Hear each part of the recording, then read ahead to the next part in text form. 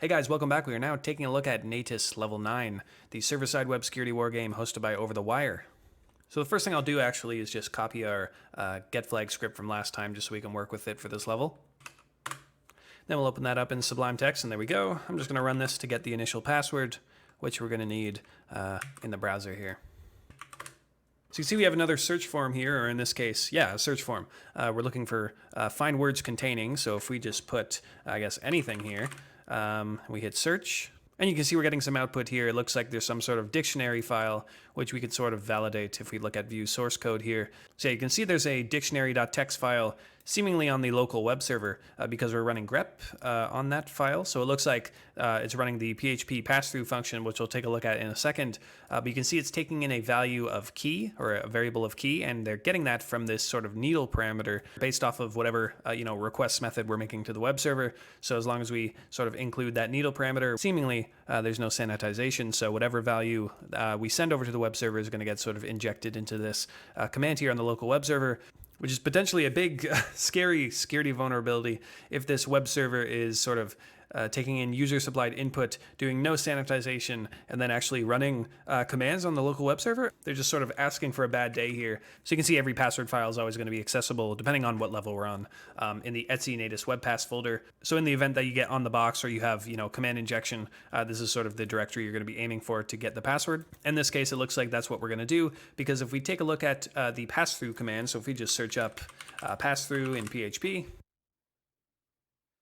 and if we open up the PHP docs here, you can see pass-through is to execute an external program and display raw output, which is very dangerous. Or in this case, you can see here the pass-through function is similar to the exec function in that it executes a command, which is very dangerous if you're sort of pairing that with user-supplied input. Once again, you're just sort of asking for a bad day here. No matter how much sanitization you do, it's never a good idea. So it seems simple enough to me. If we look at the web page again, you can see this is where we're sort of injecting that needle parameter. And you can see here, we just put anything, and we're setting the submit value to search. So we can sort of take this over to the Python script now, and we can script this out and potentially find a way for us to either exploit or sort of break out of this grep command here and read a different file on the web server. So we're just going to need to change a couple things here. Obviously, the authentication. Going to paste in that new password for Natas 9. We're going to change uncomment out our response.txt because we don't know what we're going to receive yet. And then all we need to do now is we have the submit here in the data field. We're making a post request. We just need to change secret here to needle. And then once again, just to test, I will put anything here.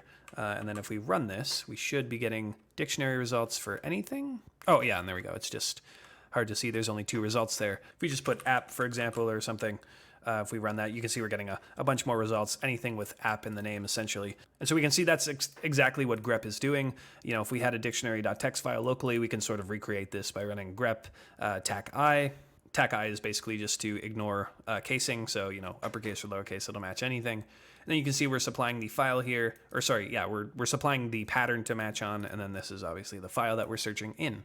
So thinking about how we could sort of break out of this, if we just sort of copy this, we obviously don't have a dictionary.txt file, but we could create one.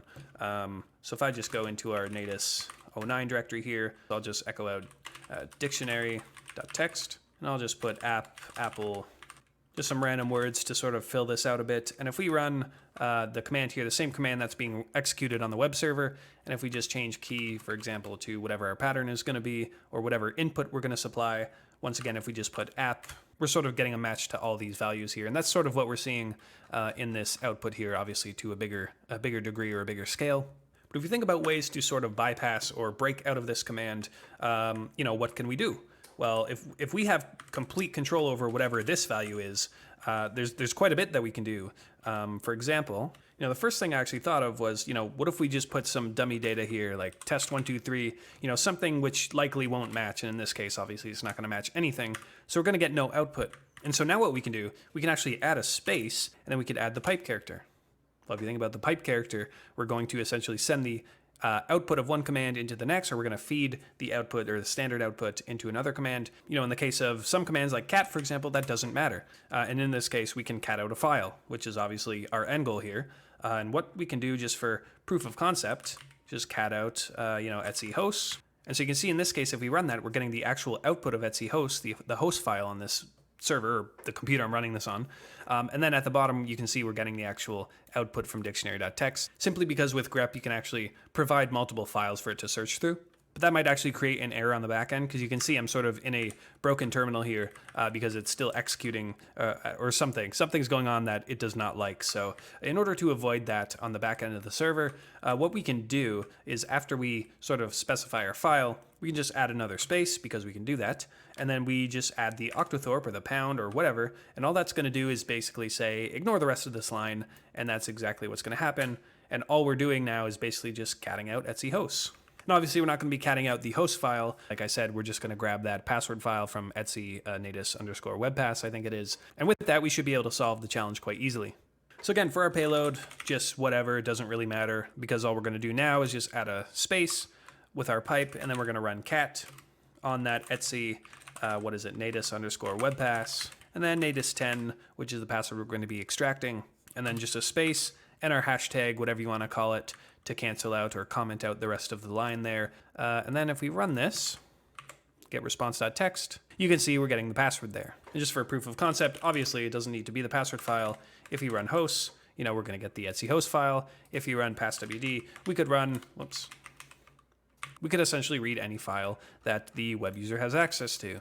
But in this case, we have extracted the password, and all we need to do now is just comment back our sort of regular expression module. And all we need to do is just look at what to filter off of, and that's going to be these pre tags here in HTML. So we're just going to put in pre, and then you can see there's a line break. So we're just going to add that there, and then obviously another line break after the password, and that closing pre tag, and that should be good to extract the password. Perfect, looks good to me. Pretty much done with our script here. All we need to do now, if I just clear this out, do we have it here? Yep, perfect. So I'm just going to remove dictionary.txt, and then I'm going to run Python on our getflag script.